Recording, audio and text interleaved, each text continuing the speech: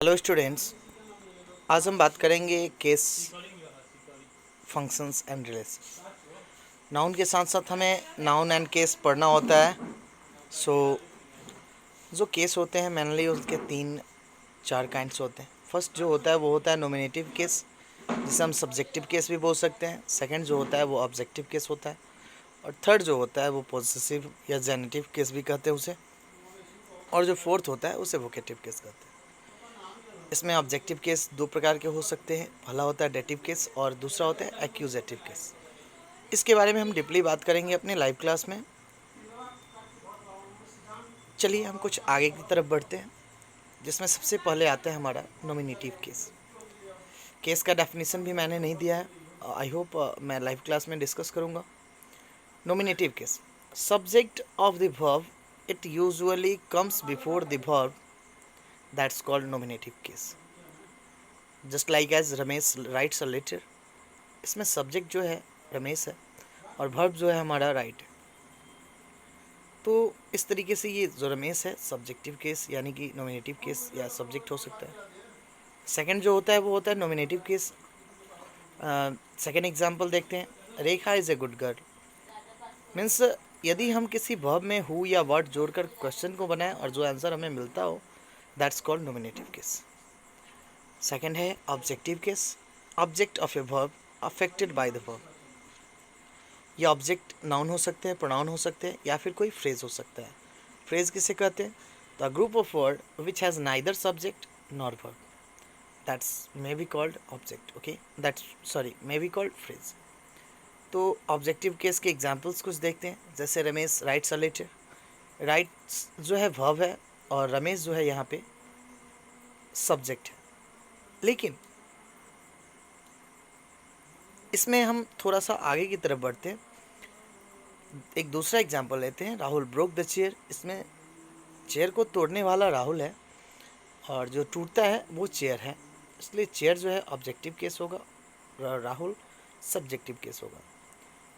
Some transitive verb had two types of object. कुछ transitive verb जो होते हैं उनके पास दो तरह के ऑब्जेक्ट्स होते हैं। ही गेव राहुल अ बुक, इसमें जो राहुल है वो इनडायरेक्ट ऑब्जेक्ट है और जो बुक है वो डायरेक्ट ऑब्जेक्ट है। कैसे पहचानेंगे? तो जो लिविंग होते हैं वो इनडायरेक्ट ऑब्जेक्ट होते हैं और जो नॉन लिविंग होते हैं वो डायरेक्ट ऑब्जेक्ट होते हैं। ऑब्जेक्टिव केस में यदि हम होम लगाकर और वर्ब होम के साथ वर्ब को लगाएं और क्वेश्चन बनाएं और जो आंसर हमें मिलता है वो आंसर हमारा हो सकता है objective case. Object of a verb affected by the verb, again just like as he gave Rahul a book. इसमें जो इनडायरेक्ट ऑब्जेक्ट है वो डेटिव केस है, और जो आपका बुक है डायरेक्ट ऑब्जेक्ट, उसे मैं फिर पीछे की तरफ ले जाता हूँ। जो मैंने बताया था कि ये एक्यूजेटिव केस होता है, तो यहाँ पे जो ये दूसरा है बुक जो है एक्यूजेटिव केस हो जाए। कुछ और भी बात करते हैं हम लोग, जैसे कि ही गेव राहुल अ बुक। इसमें राहुल जो है इनडायरेक्ट ऑब्जेक्ट है और बुक जो है डायरेक्ट ऑब्जेक्ट है, और इस तरीके से इनडायरेक्ट ऑब्जेक्ट को हम डेटिव केस भी कह सकते हैं। तो इस तरीके से यदि हम वॉट लगाकर यदि किसी वर्ब में हम वॉट लगाकर क्वेश्चन पूछें, तो जो हमें आंसर मिलता है वो एक्यूजेटिव केस कहलाता है। वो ऑब्जेक्टिव केस का एक दूसरा टाइप होता है। अब हम बात करते हैं एक्यूजेटिव केस के बारे में। तो एक्यूजेटिव केस जो है ऑब्जेक्ट ऑफ ए प्रीपोजिशन, ये कोई प्रीपोजिशन का ऑब्जेक्ट हो सकता है। Example, my book is on the table. यहाँ पे ऑन जो प्रीपोजिशन है इसका जो ऑब्जेक्ट है वो है टेबल, इसलिए टेबल एक्यूजेटिव केस में होगा।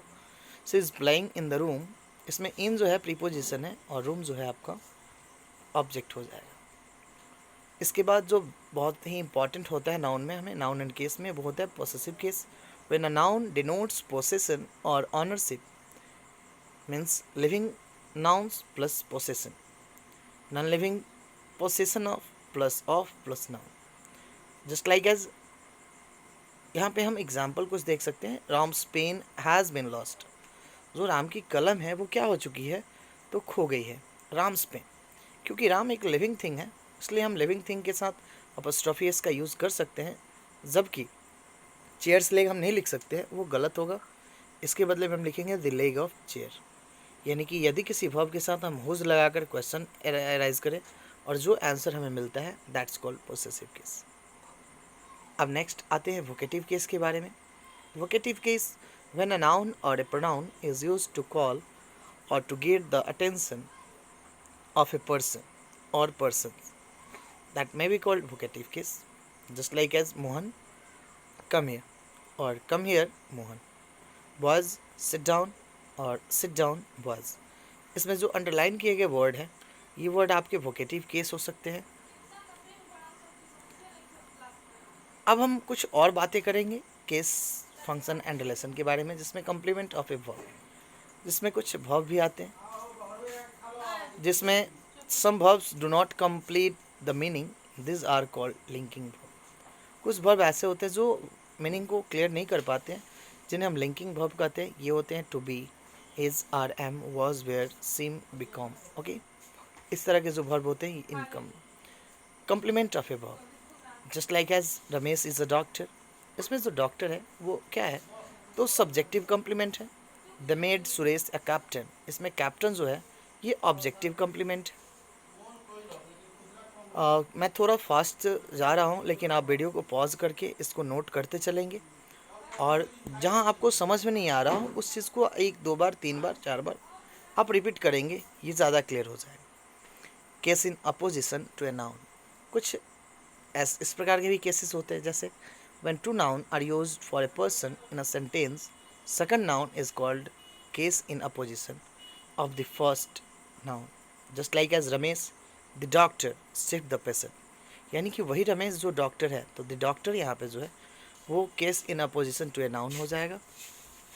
Thank you, I hope video आपको अच्छा लगा हो, आप नोट करेंगे, इसको एंजॉय करेंगे, और इतने के लिए धन्यवाद। Thank you.